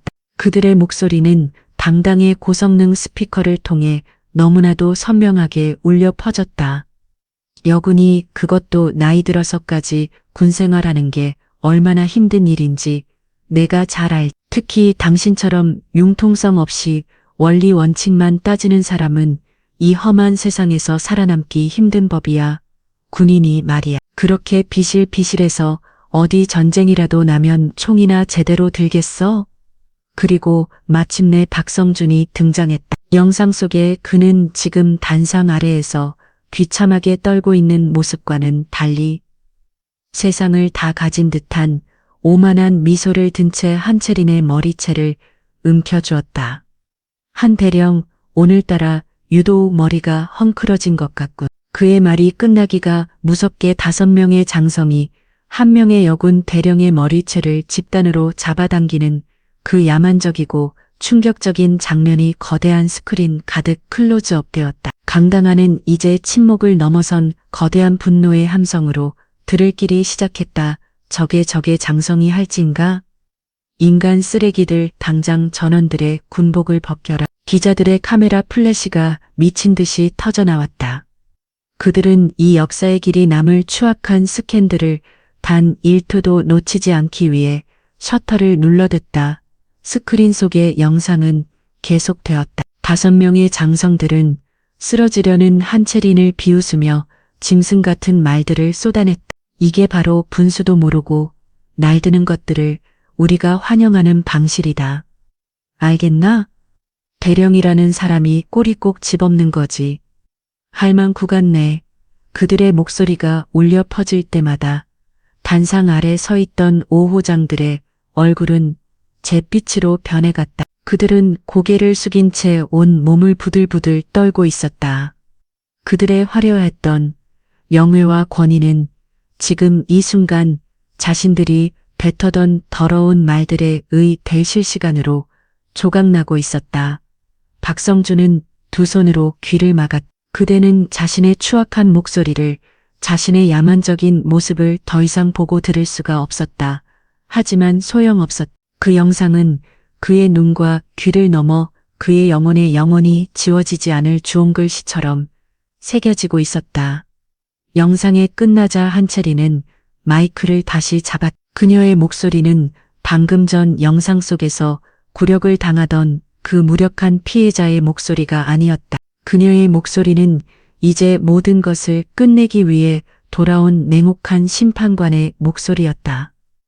여러분은 방금 대한민국 육군의 장성들이 동료 군인에게 그리고 한 명의 여정에게 어떤 짓을 저질렀는지를 똑똑히 목격하셨습니다. 그녀는 잠시 말을 멈추고 숨을 골랐다. 그리고는 이 모든 것의 시작이었던 그 첫 번째 모욕을 모두의 기억 속에서 다시 끄집어냈다. 하지만 이것은 시작에 불과합니다. 그녀의 신호에 따라 스크린에는 새로운 영상이 나타났다. 이번에는 육군 본부 작전 회의실의 CCTV 영상이었다. 영상 속에서 박성준은 두꺼운 보고서 파일로 한채리는 머리를 내리치고 있었다. 여기는 사령보다 당신 같은 무식한 행정 나부랭이가 감찰관 흉내나내는 시장 바닥이 아니라고. 당신이 할 일은 닥치고 시키는 대로 서명이나 하는 거야. 그의 오만한 목소리가 다시 한번 강당을 뒤흔들었다. 한철이는 그 영상을 배경으로 차갑게 말을 이었다. 저자는 저에게 닥치고 서명이나 하라고 명령했습니다. 제가 검토해야 했던 서류는 바로 수천억 원 규모의 차세대 다연장 로켓보 구매 계약서였습니다. 그리고 저자는 제가 그근의 진실을 파헤칠 것을 두려워하여 저를 폭력으로 억압하고 굴복시키려 했던 것입니다. 그녀의 목서에 강당 안에 모든 사람들이 다시 한번 숨을 죽였다. 사건의 본질이 단순한 폭행 사건이 아니었음을, 그 뒤에 거대한 부패 그림자가 숨어 있음을 모두가 실감했다. 지금부터 저자가 그토록 숨기려 했던 진실이 무엇인지, 그가 닥치고 서명하라고 했던 그 보고서의 진짜 내용이 무엇이었는지 여러분 모두에게 공개하겠습니다. 그녀의 선언과 함께 거대한 심판의 이막이 이제 막 그 선악을 올리고 있었다. 박성준과 그의 왕국을 향한 더 거대하고 더 무자비한 폭풍이 이제 막 시작된 것이었다. 한재린 대령, 아니 이제는 특별감찰국장 한재린의 선언과 함께 국방부 대강당의 거대한 스크린은 거대한 부패 뱅국의 심장부를 해부하는 수술대에 모니터로 변했다. 그녀는 감정에 치우치지 않았다. 그녀는 분노를 터뜨리지도 그들을 비난하지도 않았다. 그녀는 그저 냉철하고 기계적인 집도 이처럼 지난 몇 달간 자신이 수집한 부인할 수 없는 사실이라는 이름의 맥스를 들어 그들의 썩어빠진 환부를 하나씩 차례 괴로 모든 사람들 앞에서 도려매기 시작했다. 첫 번째 증거의 제목은 K31 다연장 로켓포 사업 비리 네트워크였다. 스크린에는 복잡하게 얽힌 거대한 거미줄 같은 조직도가 나타났다. 거미줄의 중심에는 박성준이라는 이름이 선명하게 박혀 있었고, 그로부터 뻗어나간 줄들은 그의 충실한 오후장들과 그들의 친인척, 그리고 그들과 결탁한 방산 업체들의 이름으로 이어져 있었다. 한채린의 차가운 목소리가 스크린의 내용을 설명하기 시작했다. 박성준 중장은 오후장 중 한 명인 최 장군의 처남이 운영하는 유령 회사를 계약업체로 선정하는 대가로 전체 사업비의 차 5%를 뇌물로 상납받기로 약속했습니다. 이 과정에서 그녀는 오후장 중 한 명인 이 소장을 향해 처음으로 시선을 돌렸다. 이 소장, 육군 본도의 군수 계약 실무를 총괄하는 책임자였다. 이 소장, 그녀의 목소리는 낮았지만 강당 전체를 얼어붙게 할 만큼의 냉기가 서려 있었다. 이것이 당신의 목소리가 맞습니까? 그녀의 말이 끝나자 스크린에서는 음성 파일 하나가 재생되었다. 음성 파일, 이 소장, 앤드, 방산업체 로비스트 통화 녹취. 예, 알겠습니다. 입찰 서류 심사야 저희가 알아서 처리하겠습니다. 중요한 건 성공 보수 아니겠습니까? 박 장군님께서도 이번 일에 아주 기대가 크십시다. 이 소장의 얼굴이 하얗게 질렸다. 그것은 명백히 자신의 목소리였다. 그는 자신도 모르게 자리에서 벌떡 일어났다. 저건 조작된 거야, 음해라고. 하지만 그의 발악은 한채린의 다음 한마디에 의해 처참하게 짓밟혀다. 조작이라고 하셨습니까? 좋습니다. 그럼 국립과학수사연구원의 성문 분석 결과를 지금 바로 공개하겠습니다. 스크린에는 해당 음성 파일이 이 소장의 목소리와 99.9% 일치한다는 국과수의 공식 감정 보고서가 떠올랐다. 이 소장은 그대로 자리에 주저앉아 버렸다. 한채린의 심판은 계속되었다. 그녀의 시선은 이번에는 강당 구석에서 온 몸을 떨고 있는 최 장군을 향했다. 최 장강. 당신은 군인으로 써받는 녹봉에 비해 참으로 호화로운 생활을 누리고 계시던. 스크린에는 제주도에 위치한 수영장과 정원이 달린 초호화 별장의 항공사진이 나타났다. 그리고 이어서 그 별장의 등기부 등본이 떠올랐다. 소요주는 그의 아내의 이름으로 되어 있었다. 이 별장은 당신의 아내께서 방산업체 KD펜스로부터 컨설팅 비용이라는 명목의 자금을 받은 직후에 전액 현금으로 매입한 것으로 확인되었습니다. 군인의 아내가 어떤 컨설팅을 했기에 수십억 원에 달하는 현금을 받을 수 있었는지 이 자리에서 설명해 주시겠습니까? 최 의장은 아무 말도 하지 못했다. 그는 그저 사색이 이든 얼굴로 고개를 숙일 뿐이었다. 한채린의 칼날은 5호장들을 하나씩 차례대로 그리고 무자비하게 베어나갔다. 그녀는 5호장의 다른 한 명인 김 장군이 자신의 아들을 해외 명문대에 유학시키기 위해 방산업체로부터 거액의 장학금을 지원받은 내역을 공개했다. 또한 마지막 5호장인 박 장군이 자신의 정부 명의로 된 강남의 고급 아파트를 역시 뇌물로 받은 도로 구입했다는 사실까지 은행 개조와 이천 애역과 함께 낱낱이 폭로했다. 그들이 쌓아올린 모든 부와 명예는 사실 부패와 비리로 얼룩진 더러운 탑에 불과했음이 모든 증거와 함께 만천하에 드러났다. 그들은 더 이상 존경받는 장군이 아니었다. 그들은 그저 군복을 입은 도둑들이자 역겨운 범죄자 일뿐이었다. 마침내 그녀의 마지막 칼날이 이 모든 부패의 정점에 있는 왕 박성준의 심장을 향했다. 그리고 박성준 중장. 그녀는 잠시 말을 멈추고 무너져 내린 그의 눈을 똑바로 쳐다보았다. 당신은 당신의 부하들이 충성을 바치며 긁어모은 이 더러운 돈만으로는 만족할 수 없었던 모양이다군요. 스크린에는 스위스 비밀은행의 개조가 거래 내역서가 나타났다. 개조의 주인은 박성준의 이름으로 된 유령 회사였다. 그리고 그 개조에는 K사리의 기술 자문용 영목으로 빠져나간 수백억 원의 검은 돈이 고스란히 입금되어 있었다. 이 돈으로 무엇을 하려 했습니까? 퇴임 후에 호화로운 여생이라도 즐기실 생각이었습니까? 아니면 이 돈을 더 높은 자리를 사서 이 나라 군 전체를 당신의 발밑에 두려는 더 큰 야망이라도 있었던 겁니까? 그녀의 질문은 그의 영혼을 꿰뚫는 듯했다. 박성준은 마침내 무너져도 그는 짐승처럼 울부짖으며 단상 위를 기어다니기 시작했다. 아니야, 사실이 아니야. 저건 모두 거짓말이야. 전현이 나를 음해하기 위해 모든 것을 조작한 거라고. 그의 마지막 발언을 너무나도 처절하고 비참해서 오히려 동정심마저 불러일으킬 뻔했다. 하지만 한채린은 그에게 단 한 줌의 동정도 베풀지 않았다. 그녀는 그에게 내려지는 마지막 그리고 그의 마지막을 가장 확실한 사형 선고서를 스크린 위에 띄었다. 그것은 며칠 전 강남의 룸살롱 VIP 룸에서 그들 스스로 떠들어댔던 그들의 모든 범죄 계획이 담긴 바로 그 녹취로 기었다. 내가 대장이 되면 방첩사령부 따위 얼마든지 내 입마대로 주무를 수 있어. 내 사람을 그 자리에 앉히면 그만이야. 박성준 자신의 오만한 목소리가 스피커를 통해 강당 전체에 울려 퍼졌다.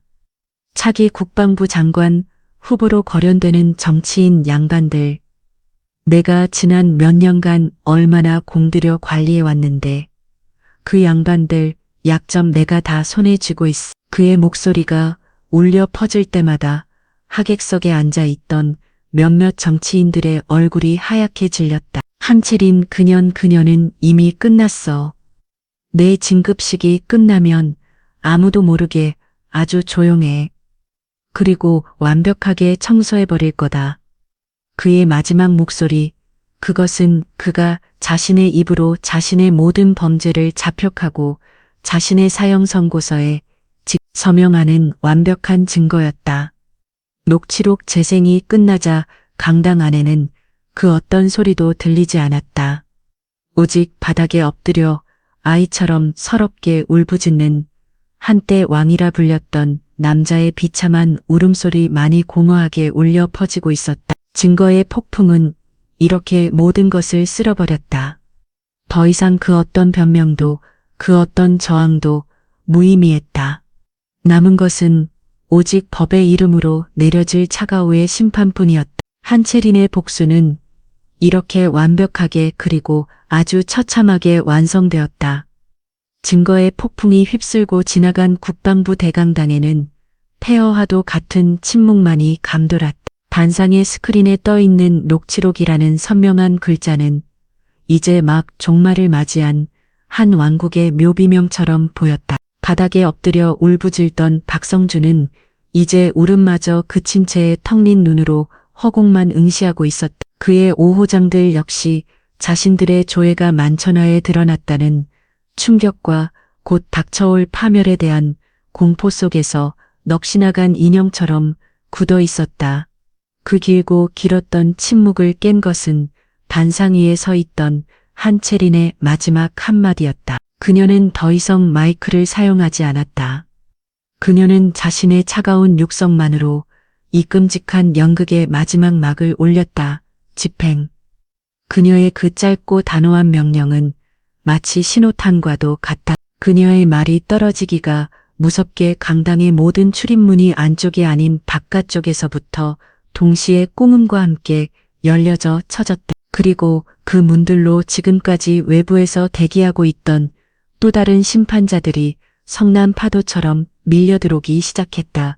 머리에는 S라는 글자가 선명한 검은 베레모를, 몸에는 방탄복과 최신형 화기로 완전 무장은 수도방위 사령부 환병특별인물대의 대원들이었다. 그들의 등장은 이 모든 것이 사전에 완벽하게 계획된 거대한 사냥이었음을 증명하고 있었다. 그들의 군화 소리는 마치 지축을 울리는 천둥소리처럼 강당의 대리석 바닥을 울리며 죄인들을 향해 다가왔다. 그들의 선두에는 헌병탈 기름대 대대장이 얼음장처럼 차갑게 굳은 얼굴로 서 있었다. 그는 단상 위로 성큼성큼 걸어 올라와 한채린 국장에게 한치의 오차도 없는 완벽한 거수경리를 붙였다. 충성, 헌병특인대 대대장 중룡 박진호 명령을 대기하고 있었습니다. 한채린은 말없이 고개를 끄덕였다. 그녀의 눈짓에 박진호 중룡은 몸을 돌려 단상 아래에 흩어져 있는 5명의 죄인들을, 그리고 그들의 왁 박성준을 향해 그의 손에 들린 체포영장을 높이 치켜드렸다. 그의 목소리는 법의 이름으로 내려지는 무자비한 판결문처럼 강당 전체에 울려 퍼졌다. 전 육군 중장 박성준, 그리고 강모 소장, 최모 중장, 김모 장군, 박모 장군. 그는 오후장들의 이름을 한 명, 한 명 또렷하게 호명을 이름이 불릴 때마다 그들의 어깨는 음질거리 고개를 더욱 깊이 숙였다. 당신들을 특정 범죄 가중처벌법상 외우수수밭, 국고손실, 군형법상 직권남용, 직무유기, 군사기물 누설, 그리고 그는 잠시 말을 멈추고 가장 결정적인 그리고 가장 무서운 제목을 모든 사람들이 들을 수 있도록 힘주어 말했다. 머리에는 대통령 직속 국가안보실 특별감찰국장의 신분을 가진 국가안보 중요 직책 수행자를 상대로 조직적인 폭력을 행사하고 국가의 입별 임무 수행을 방해한 국가내란주의 준하는 중대 범죄 혐의로 지금 이 시간으로 긴급 체포한다. 국가내란주의 준하는 범죄. 그 제목이 선보되는 순간 강당은 다시 한번 슬렁했다. 그들이 저지른 단순한 폭행, 즉 한채린의 머리채를 잡아당긴 그 행위는 이제 그녀의 진자신분이 밝혀짐으로써 한 국가의 안보 시스템 전체에 정면으로 도전한 반역 행위가 되어버린 것이었다. 그들은 자신들의 손으로 자신들의 조회를 용서받을 수 없는 수준으로 격상시켜버린 것이었다. 박성준은 그제야 미친 사람처럼 발악하기 시작했다. 이건 함정이야. 내가 누군지 알아. 나는 곧 대장이 될 몸이었다고 너희들이 감히. 하지만 그의 마지막 저항은 허무했다. 헌병 특임대원 2명이 그의 양팔을 거칠게 낚아채 그의 등 뒤로 꺾어버렸다. 그의 손목에 차가운 수갑이 채워졌다. 철컥. 그 소리는 그의 옆에 있던 5호장들에게도 연이어 울려 퍼졌다. 철컥, 철컥, 철컥. 얼마 전까지 이 나라 육군을 주무르던 5명의 장성들은 이렇게 한순간에 똑같은 수갑을 잔 초라한 범죄자로 전락했다. 하지만 그들의 굴욕은 아직 끝나지 않았다. 헌병 대대장은 자신의 부하들에게 눈치 뺐다. 대원들은 수갑을 찬 그들의 앞으로 다가가 그들의 어깨에 달려있는 그들의 자부심이자 권력의 상징이었던 반짝이는 별개 급장을 손으로 옮겨쥐었다. 그리고 뜯어냈다. 계급장이 군복에서 뜯겨져 나가는 날카롭고 잔인한 소리가 마이크를 통해 강당 전체에 생생하게 울려 퍼졌다. 벨들이 땅으로 떨어지는 순간이었다. 그들은 더 이상 장군이 아니었다. 그들은 이제 아무런 계급도 명의도 없는 그저 이름뿐인 죄수일 뿐이었다. 그들은 모든 하객들과 수많은 카메라 플래시 앞에서 자신들의 모든 것이 박탈당하는 그 치욕스러운 환경을 온 몸으로 감내해야 했다. 그들이 한채린에게 주었던 굴욕을 이제 수백 수천 배트로 돌려받고 있는 것이었다. 그들이 짐작처럼 끌려나가던 그 순간 박성준은 마지막으로 단상 위에 서 있는 한채린은 증오와 원망에 가득 담긴 눈으로 돌아보았다. 한채린은 그를 똑바로 마주했다. 그녀의 눈에는 더 이상 분노나 경멸이 아닌 아주 희미한 그러나 깊은 연민이 담겨 있었다. 그녀는 입모양으로만 그에게 마지막 한마디를 건넨다. 오직 그만이 알아볼 수 있도록 자업자득. 박성준의 문에서 마침내 마지막 남은 빛이 사라졌다. 그대는 고개를 떨구고 다시는 그 누구도 쳐다보지 못했다. 그들이 강당 밖으로 완전히 사라진 후 한채리는 다시 마이크를 잡았다. 그녀는 이 모든 충격적인 광경에 넋을 잃고 있는 사람들을 향해 이숙청의 진짜 의미를 그리고 앞으로 시작될 새로운 시대의 방향을 마지막으로 선포했다. 오늘 우리는 썩어빠진 별들이 땅으로 떨어지는 것을 목격했습니다. 부끄럽고 고통스러운 일입니다. 하지만 이것은 끝이 아니라 시작입니다. 군의 진정한 명예는 높은 계급이나 화려한 훈장에 있는 것이 아닙니다. 그것은 그간 낮은 곳에서 묵묵히 자신의 조국을 위해 헌신하는 이름 없는 병사들의 땀과 눈물 속에 있습니다. 이제부터 우리 군은 저 썩어빠진 별들을 걸음 삼아 가장 낮은 곳에서부터 다시 새롭게 시작할 것입니다. 그녀의 선언은 길고 길었던 악몽의 시대가 마침내 막을 내리고 진정한 명예와 정의가 바로 서는 새로운 시대의 여명이 밝아오고 있음을 알리는 힘찬 신호탄이었다. 강당 안에서는 마침내 이 모든 것을 지켜본 사람들의 뜨거운 박수 소리가 터져나오기 시작했다. 국방부 대강당에서의 공개적인 체포작전이 끝난 후 박성준과 그의 5호장들은 곧바로 국군 방첩사령부 지하에 위치한 특별조사실로 압송되었다. 창문 하나 없는 차가운 콘크리트 벽으로 둘러싸인 그곳은 그들이 어제까지 누렸던 화려한 세계와는 완악하게 단절된 또 다른 세상이었다. 그곳에는 더 이상 계급도 인맥도 권력도 존재하지 않았다. 오직 자신들의 죄를 추궁하는 날카로운 질문과 모든 것을 기록하는 차가운 카메라 그리고 서로를 향한 불신과 증오만이 감돌 뿐이었다. 한채는 국장은 그들을 한 곳에 모아두고 신문하는 어리석은 지하질을 하지 않았다. 그녀는 그들의 가장 큰 약점이 바로 의리라는 이름으로 포장된 이기적인 계산이라는 것을 너무나도 잘 알고 있었다. 그들은 공동의 이기 앞에서는 한없이 견고한 동맹처럼 보였지만 자신들의 생존이 위협받는 순간 그 누구보다도 먼저 동료를 물어뜯고 배신을 하예나 같은 자들이 아웠다. 그녀는 그들을 각각의 독방에 분리수거했다. 그리고는 방첩사령부 최고의 신문 전문가들로 구성된 팀을 투입하여 쇠수의 딜레메를 이용한 교차 신문을 시작했다. 첫 번째 신문 대상은 오후 장중 가장 겁이 많고 직급이 낮았던 이저장이었다. 신문관은 그에게 아무것도 묻지 않았다. 대신 다른 4명의 장군들이 각자의 변호사와 함께 가명 협상을 하고 있는 것처럼 보이는, 실제로는 방첩사령도 요원들이 연기하는 각자 CCTV 영상을 보여주었다. 이 주장 당신의 동료들은 이미 살기를 찾고 있는 것 같군. 신문관이 나직하게 말했다.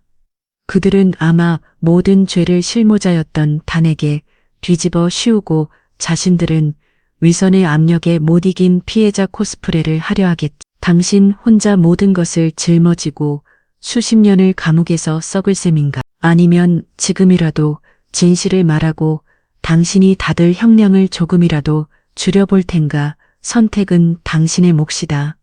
그것은 달콤한 유혹이자 잔인한 이관질이었다. 이주장의 눈빛이 흔들리기 시작했다. 그는 평생을 박성준의 그림자처럼 살며 그의 더러운 뒷일을 처리해왔다. 하지만 돌아온 것이 배신이라면 더 이상 의리를 지킬 필요가 없었다. 그의 입이 마침내 열리기 시작했다. 박성준 중장님이 모든 롯을 지시했습니다. K3의 사업의 뇌물수수 계획은 처음부터 그분의 머리에서 나온 것입니다. 저는 그저 시키는 대로 했을 뿐입니다. 그는 자신을 살기 위해 자신의 왕이었던 박성준의 목에 가장 먼저 칼을 꽂았다.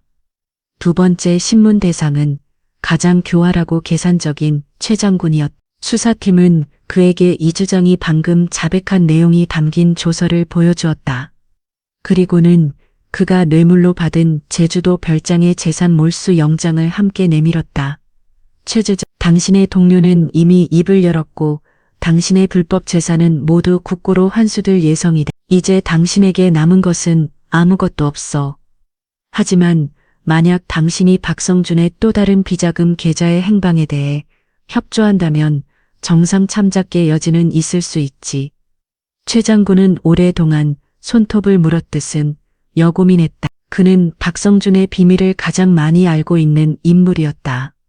그는 자신의 몰락이 이미 피할 수 없는 현실이라면 적어도 박성준만만은 자신과 함께 혹은 자신보다 더 깊은 지옥으로 끌고 들어가야겠다고 관심했다. 스위스 계좌 말고도 케이맨 제도의 차명으로 된 계좌가 하나 더 있습니다. 그 안에는 지난 10년간 그가 군에서 빼돌린 천문학적인 액수의 비자금이 숨겨져 있습니다.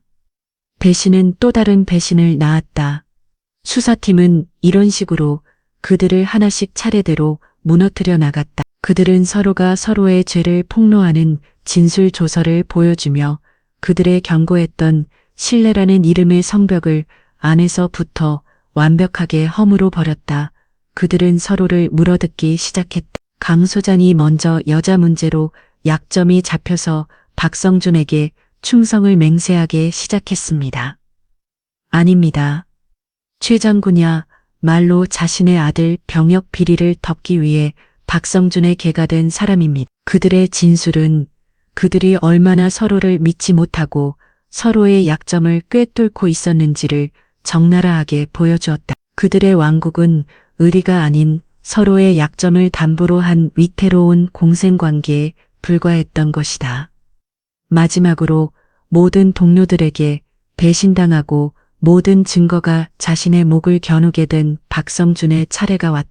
그는 더 이상 발뺌하거나 저항하지 않았다. 그는 텅 빈 눈으로 한채린 국장이 직접 주도하는 마지막 신문에 임했다. 한채린은 그에게 그가 저질렀던 범조에 대해 묻지 않았다.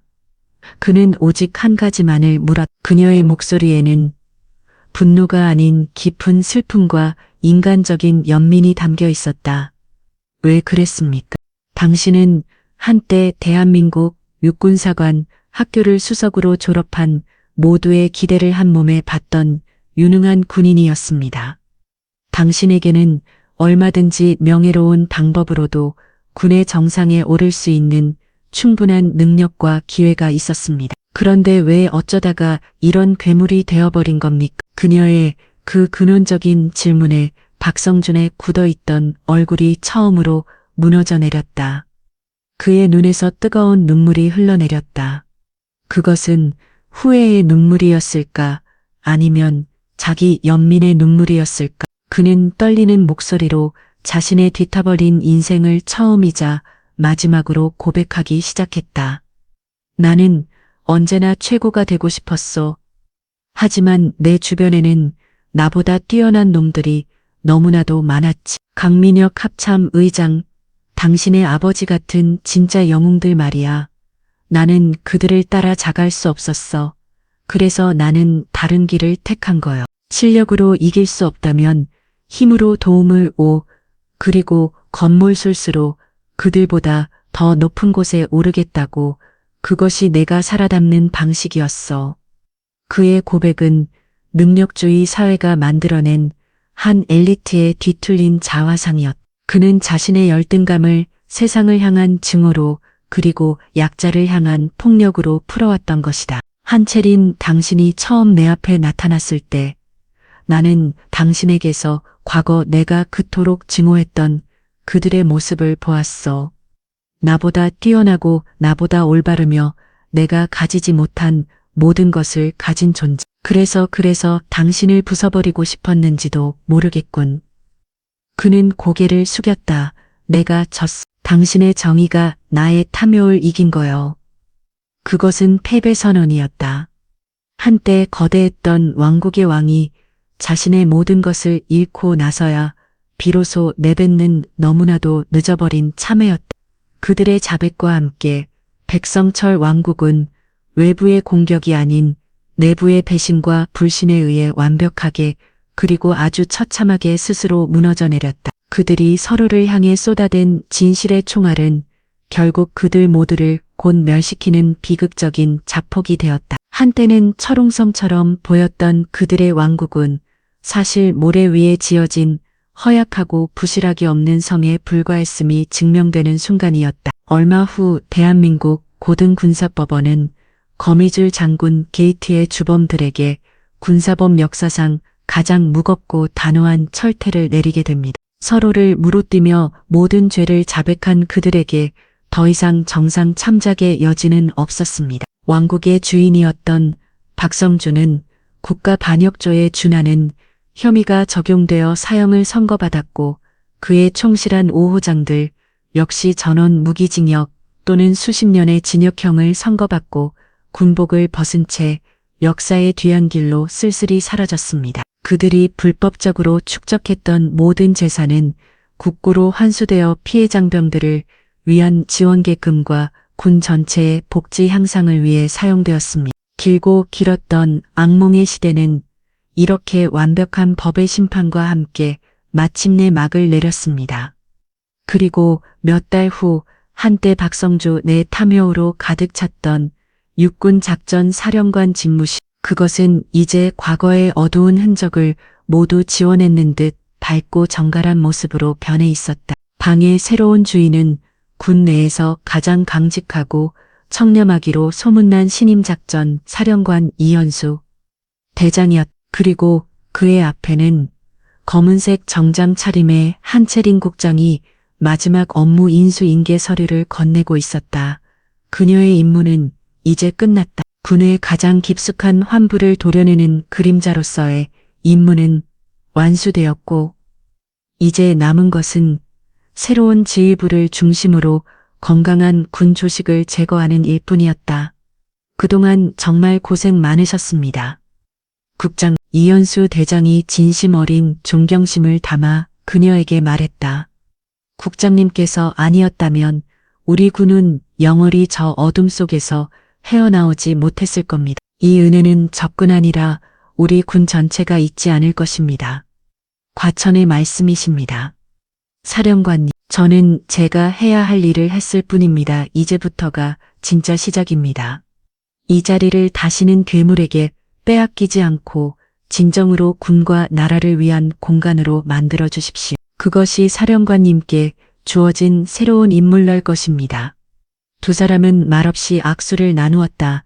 그것은 단순한 인수인계가 아니었다. 그것은 낡은 시대를 끝내고 새로운 시대를 열어갈 두 명의 리더가 나누는 굳건한 신뢰의 약속이었다.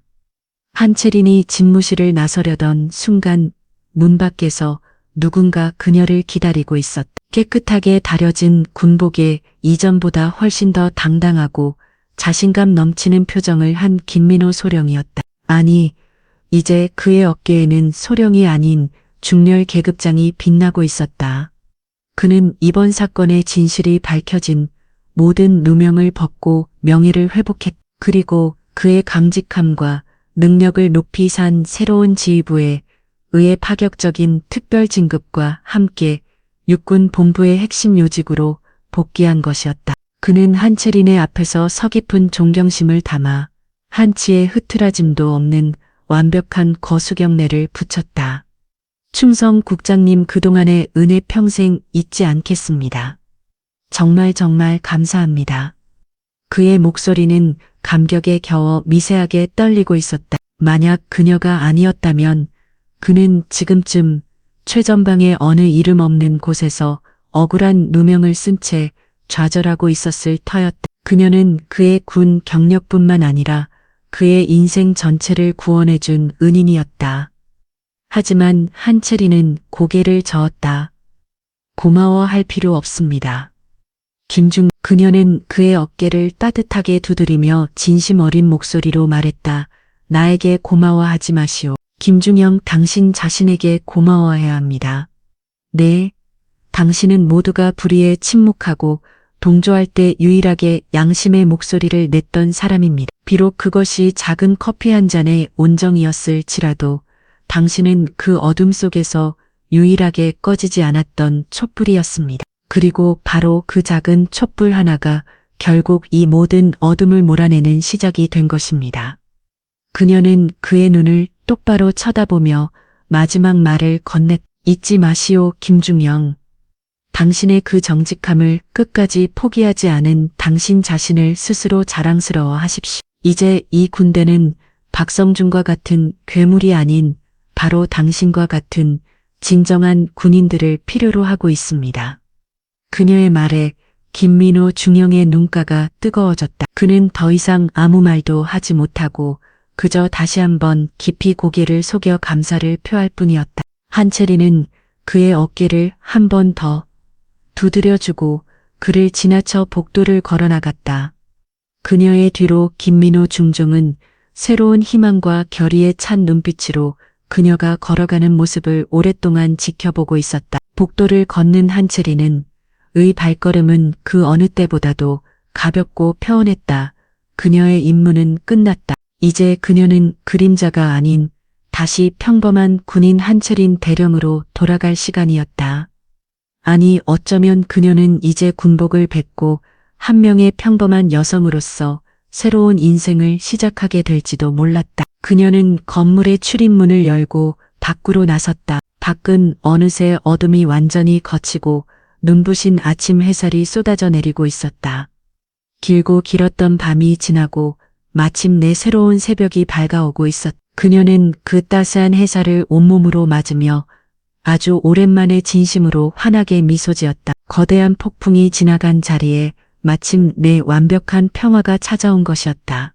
육군 본부에서의 모든 인수인계를 마친 한채린은 자신에게 배정된 군용 세단을 타지 않았다. 대신 그녀는 아무런 표시도 없는 평범한 검은색 세단에 올랐다. 차는 소리 없이 복잡한 서울의 도심을 가로질러 대한민국의 심장부 청와대를 향해 달렸다. 그녀는 차창 밖으로 스쳐 지나가는 평화로운 도시의 풍경을 아무 말 없이 바라보았다. 분주하게 오가는 사람들, 웃고 떠드는 아이들, 그리고 저 멀리 보이는 남산타워까지. 그들이 저렇게 평화로운 일상을 누릴 수 있는 것은 보이지 않는 곳에서 자신의 청춘과 목숨을 바쳐 나라를 지키는 수많은 이름 없는 군인들이 있기 때문이라는 사실을 사람들은 알고 있을까? 그녀는 이번 사건을 통해 그 군인들의 명예를 아주 조금이나마 되찾아준 것 같아 희미한 안도감을 느꼈다. 차가 청와대 본관의 가장 깊숙하고 은밀한 곳에 멈춰졌다. 그녀는 익숙한 차에서 내려 인적 없는 조용한 복도를 걸었다. 복도의 벽에는 역대 대통령들의 초상화가 걸려 있었지만 그녀는 눈길 한 번 주지 않았다. 그녀의 목적지는 오직 한 곳, 이 나라의 최종 결정권자가 있는 곳이었다. 대통령 집무실. 육중한 문이 열리자 인자한 미소를 띤 대통령이 자리에서 일어나 직접 그녀를 맞았다. 방 안에는 다른 배석자 없이 오직 두 사람뿐이었다. 어서 오시오 한국집. 대통령의 목소리에는 부하를 대하는 딱딱함이 아닌 오랜 동지를 대하는 듯한 따뜻함과 신뢰가 담겨 있었다. 한채리는 예를 갖춰 고개를 숙여 인사했다. 불러주셔서 감사합니다. 대통령 각하, 고생 많았어. 이번 일이 얼마나 힘들고 위험한 임무였는지 내가 잘 알고 있어. 한 국장이 아니었다면 군의 저 거대한 암덩어리는 영원히 도려내지 못했을지도 모르지. 대통령은 직접 내린 따뜻한 차를 그녀에게 건네며 진심을 인위로와 감사를 표했다. 국민의 한 사람으로서 그리고 이 나라 군토수권자로서 한국장의 헌신에 깊이 감사하오. 한채리는 조용히 차를 한 모금 마셨다. 그리고는 담담한 목소리로 대답했다. 이것은 저의 임무였습니다. 각하. 그녀의 대답은 짧았지만 그 안에는 그림자로서 살아온 그녀의 모든 인생 철학에 담겨 있었다. 그녀는 칭찬이나 명예를 위해 일하는 사람이 아니었다. 그녀는 그저 어둠 속에서 빛이 닿지 않는 것의 썩은 부분을 도려냈고 이 나라가 조용히 그리고 올바르게 나아갈 수 있도록 만드는 이름 없는 존재일 뿐이었다. 이제 앞으로의 계획은 어떻게 돼요? 대통령이 조심스럽게 물었다. 원한다면 이번 공적을 인정받아 국방부의 주요 직책으로 양지로 나아갈 수도 있을 것이. 아니면 이대로 군을 떠나 새로운 삶을 시작할 수도 있겠지. 어떤 선택을 하든 나는 한 국장의 결정을 존중하고 지지할 것이요. 그것은 그녀에게 주어진 최고의 보상이자 선택지였다. 그녀는 이제 어두운 그림자의 삶을 청산하고 모두가 울어보는 영웅으로서 빛의 세계로 나아갈 수도 있었다. 하지만 한채리는 고개를 저었다. 그녀는 자리에서 일어나 집무실의 커다란 창가로 창밖으로 멀리 서울을 지키고 있는 군부대의 모습이 희미하게 보였다. 그녀는 그 풍경을 오랫동안 아무 말 없이 바라보았다. 그리고는 나지막이 자신의 길을 말했다. 각하. 세상에는 빛이 있으면 반드시 그림자도 존재하기 마련입니다. 모두가 환호하는 영웅이 있다면 모두가 잠든 밤에 아무도 알아주지 않는 곳에서 묵묵히 어둠과 싸우는 파수꾼도 필요한 법입니다. 그녀는 몸을 돌려 대통령을 바라보았다. 그녀의 눈빛은 그 어느 때보다도 맑고 단단했다. 저의 자리는 화려한 단상이 아닙니다. 저의 자리는 바로 저 어둠 속입니다. 아직도 우리가 알지 못하는 곳에서 제2의 제3의 박성준이 탐영의 이빨을 갈고 있을지도 모릅니다. 저는 그들이 다시는 이 땅에 발붙이지 못하도록 영웅이 어둠 속을 떠도는 그림자로 남겠습니다. 그것이 그녀의 대답이었다. 그녀는 영예를 권력을 그리고 평범한 행병마저도 스스로 포기했다. 오직 이 나라를 향한 보이지 않는 헌신을 위해 대통령은 더 이상 아무 말도 하지 않았다. 그는 그저 존경심이 가득 달긴 눈으로 자신 앞에 이 위대한 군인을, 이 고독한 영웅을 말없이 바라볼 뿐이었다. 정의는 언제나 하늘에서부터 거창하게 내려오는 것은 아닙니다. 때로는 아무도 알아주지 않는 어둠 속에서 자신의 모든 것을 걸고 묵묵히 싸우는 한 사람의 고독한 헌신에 의해 아주 조용히 그리고 아주 단단하게 지켜주는 것이기도 합니다. 한재린 국장의 이야기는 우리에게 진정한 영웅이란 무엇인지, 그리고 진정한 애국이란 무엇인지를 다시 한번 되묻게 합니다. 이제 이 긴 이야기를 마무리하며 마지막 질문을 드립니다. 여러분의 삶 속에는 당신이 미처 알지 못하는 곳에서 당신의 평화를 위해 묵묵히 싸우고 있는 또 다른 한채리는 없습니다. 그리고 당신은 그 이름 없는 영웅들의 헌신에 과연 합당할 세상을 만들어가고 있습니까? 당신의 성찰과 다짐을 기다리겠습니다.